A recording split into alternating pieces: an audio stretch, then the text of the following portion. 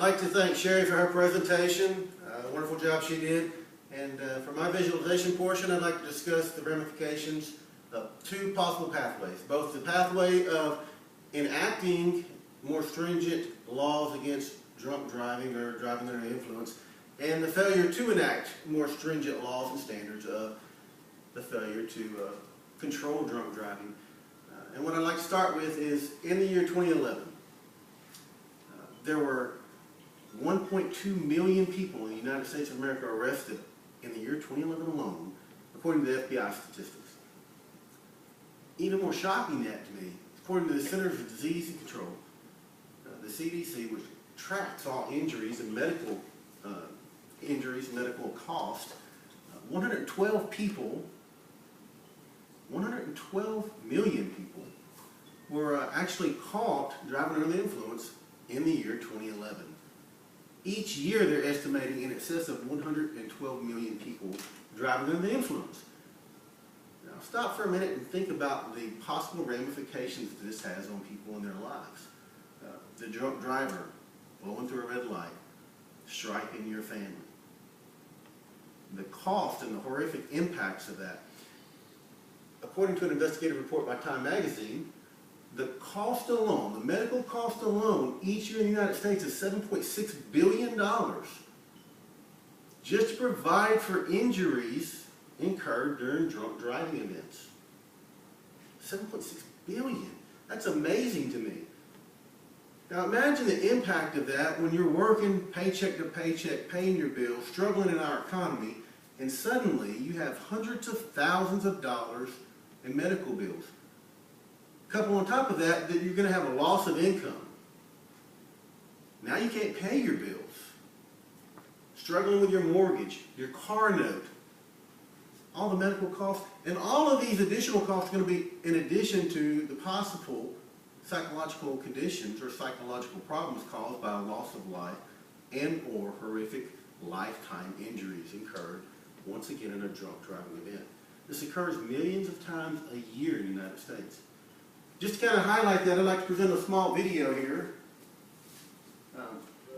Just to drive home how quickly this happens and the horrific impact that will have.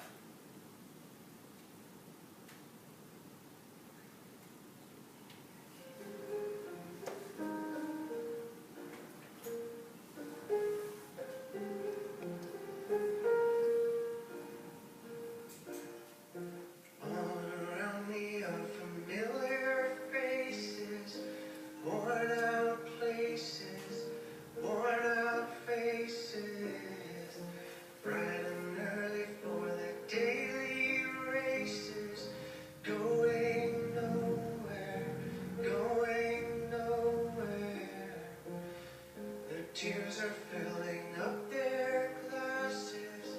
No expression, no expression. In my head I wanna drown my sorrow. No tomorrow, no tomorrow.